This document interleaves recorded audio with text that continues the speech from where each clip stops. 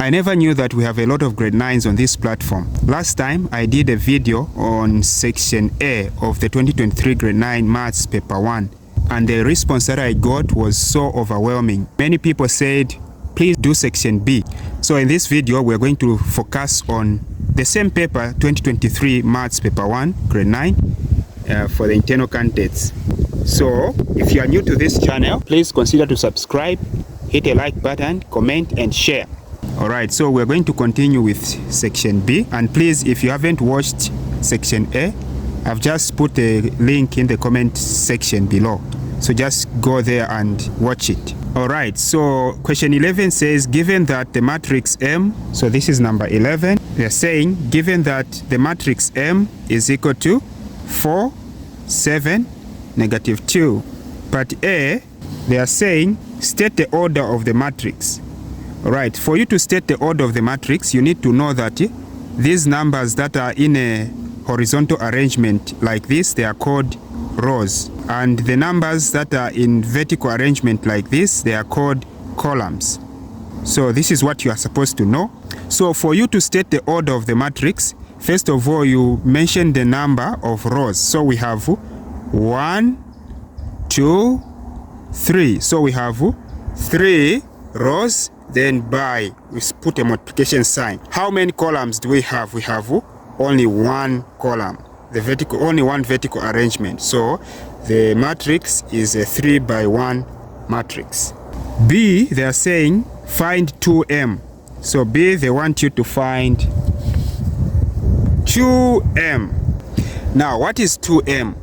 If M is equal to this, which means 2M is going to be equal to 2 outside, then you are just multiplying the matrix M with this number 2, which is called a scalar. So 4, 7, negative 2. So this scalar here is not multiplying only by one number, no.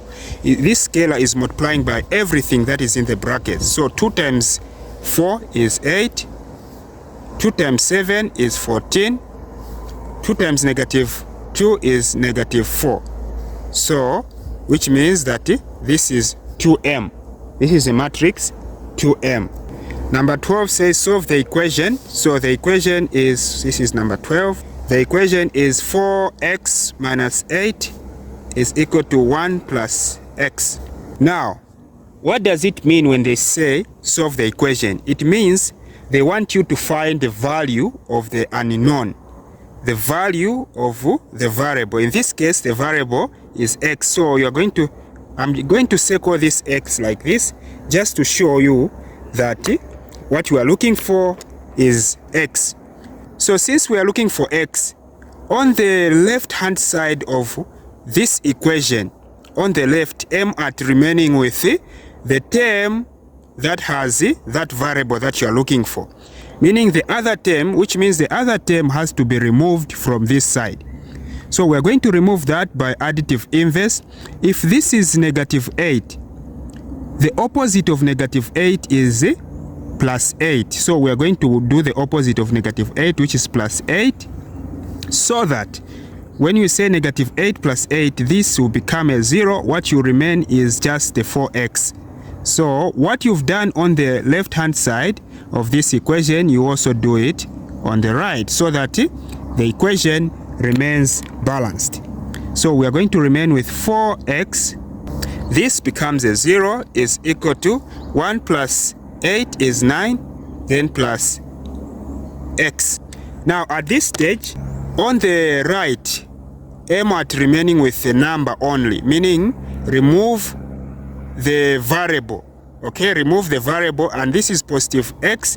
So to remove this positive x, you're going to subtract x on both sides of this equation like this.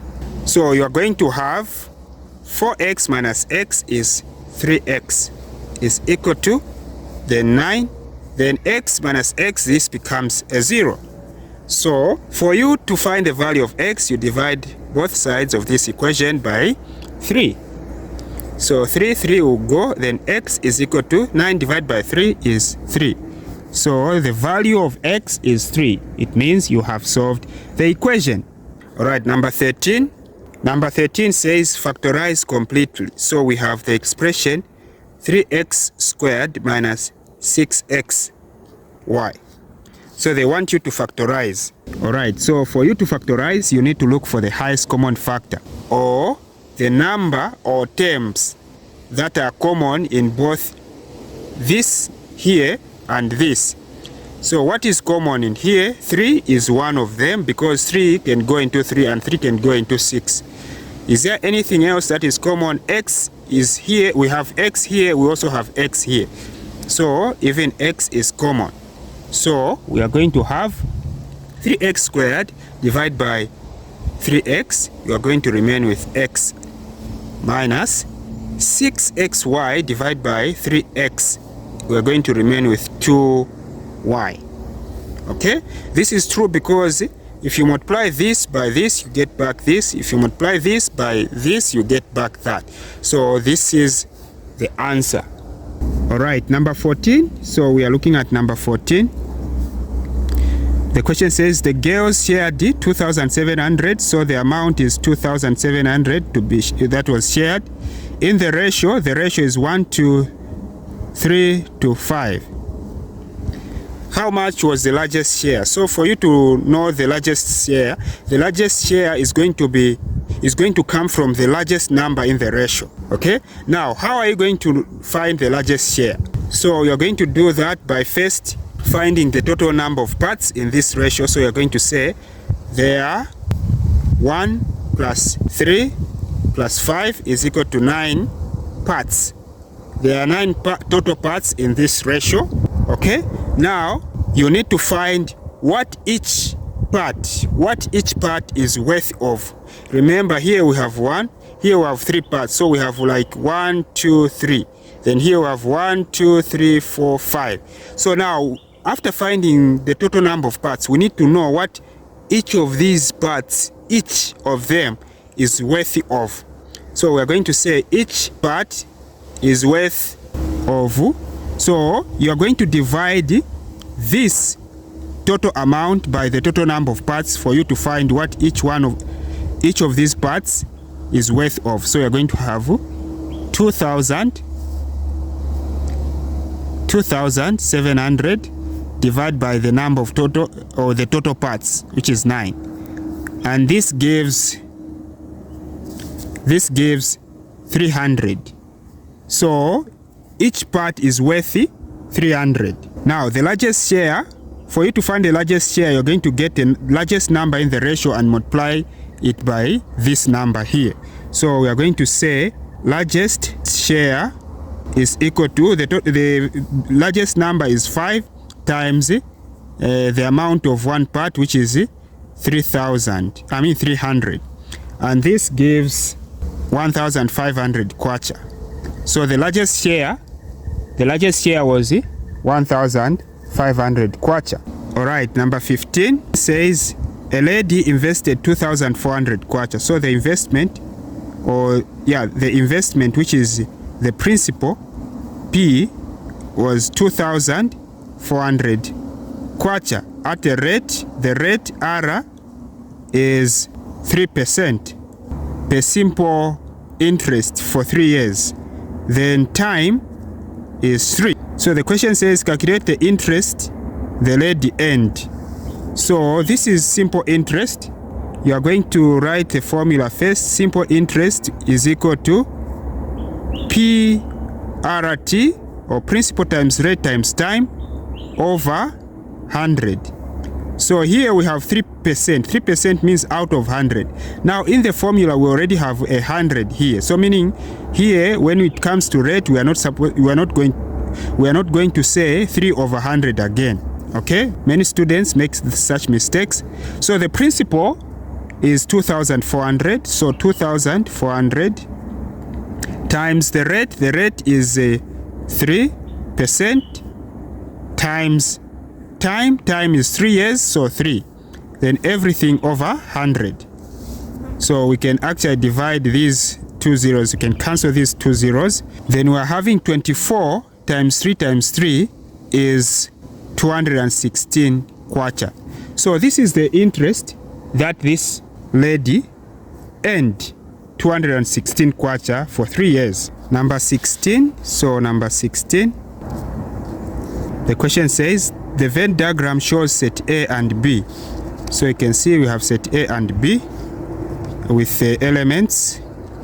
Then the question says list set A intersect B complement. So they want you to list set A intersect B complement. So here is just a language that you are supposed to understand. Complement means whatever is not going to be found in the intersection of set A and B. So what is the intersection? What are the elements that are in intersection of set A and B? The intersection is this part here on the middle. So on the middle, on the intersection, we have A and G. Now complement means whatever is not found in here. So whatever is not found on the intersection, we have this, that, this, and that.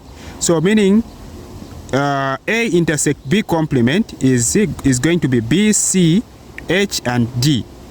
B, C, H, and D. These are the elements that are not found on the intersection of set A and B. Number 17. Number 17 says solve the equation x minus 5 less than negative 1. So this is the equation that they want us to solve, also called the inequality that they want us to solve. So you solve these in the same way you solve equations.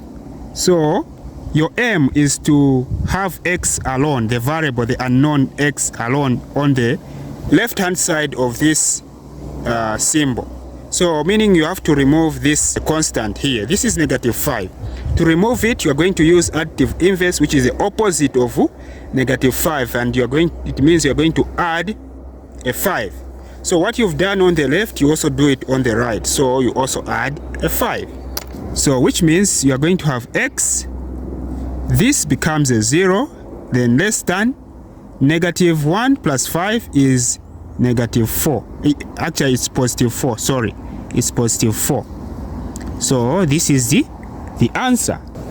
All right, number 18. So number 18, the question says a regular polygon has 9 sides. So n, number of sides is given by n is equal to 9.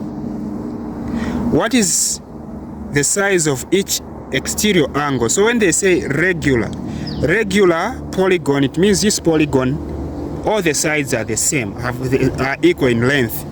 So the number of sides is given by n. So in this case, n is 9. So they are asking you to find the value of each exterior angle. So what you have to know is that for you to find the exterior angle, you have to use the formula exterior angle. I will just write it in short. Exterior angle is equal to 360 degrees over the number of sides, which is n.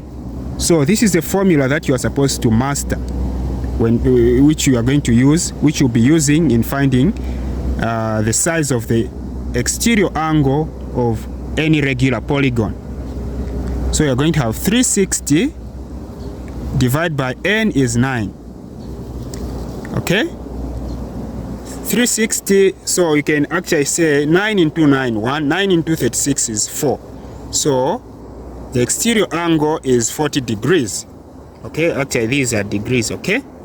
The exterior angle is 40 degrees. Number 19 says simplify. So 19, they want you to simplify 2x plus 3y minus 6x minus y. So to simplify means something is looking big, and so you need to reduce it so that it looks simple. So you do that by collecting like terms together. So this term has x, you underline it with one line like this, and this term also has x. So you underline together with their signs. So you can see I'm underlining together with a negative sign. So that I will say 2x together with a sign to say 2x minus 6x is negative 4x. So there's nothing else that has x, so you move to the ones with y, and just to differentiate, underline together with your signs. Now use two lines just to differentiate. Positive 3y and negative y. So it's same as you are saying 3y minus y is positive 2y. Now in algebra, you are advised to write positive terms before negative terms. So which means you're going to have 2y minus 4x. All right? Even if you leave it here, it's still correct, but in algebra, we advise this. All right, some of you may be afraid of this question, but I can tell you that this is one of the easiest questions. All right, you are going to use the idea of similar shapes. These are similar shapes. You can see that this smaller triangle is similar to this big triangle. So the question says, so this is question 20, and the question says, in the diagram BE, where is BE? BE is parallel to CD. BE is parallel to CD. Then AB is equal to 1 centimeter. AB is 1 centimeter, and BC is 3 centimeters. And BE is 2 centimeters. BE is 2 centimeters. So they want you to write the ratio BE to CD. So they want you to write the ratio BE to CD. Now, what is the first step that you are supposed to do for you to write this ratio? We know that we have BE. BE is this one. But we don't have CD. We don't have CD. So the first step that we are supposed to do is to find the length of CD using the concept of similar shapes. So when you look at this big triangle, the distance from here to there is corresponding to the distance in the smaller triangle from here to there. So what you are going to do is that you are going to say CA, remember we want to find this first, so we're going to say CA over, we are talking about CA, the distance of the bigger triangle, the bigger length. So we said CA, because this side is corresponding to this side of the small triangle, we're going to say CA over BA, okay, over BA should be equal to, so I've used this side, these sides, because we have the values, we have the lengths. I can't use these here because I don't know what is here and what is there. I've chosen to use this side because we have the length here and the length here. Okay? Now, we are going to use this length and this length. So remember, I had put the bigger length CA on top. So even on the other ratio, I should also start with the length of the bigger triangle, okay? Which is CD. So I'll put CD here. Over the length of this length is corresponding to this length. So I'm just picking the corresponding sides, the corresponding lengths. So this length is corresponding to BE. So BE. All right, now we just have to solve. What is CA? CA, we are going to add this distance from here to there and this. So 3 plus 1 is 4. So CA is 4 over BA. BA is 1 over 1 is equal to CD. CD is the one that we are looking for. So we are going to say CD. You leave it as it is like this. Then BE is 2. So we cross multiply. We have 1 times CD. We have CD is equal to 2 times 4. 2 times 4, which is equal to 80 centimeters. All right? So CD is 8 centimeters, which means that we can now write the ratio BE to CD. Okay? What is BE? BE is 2. So 2 to CD we found 8. So at this stage, we need to reduce this ratio to its lowest terms. So we are going to reduce it because 2 can go into 8. So we're going to divide by 2 on both sides. Okay? So 2 divided by 2 is 1, 2.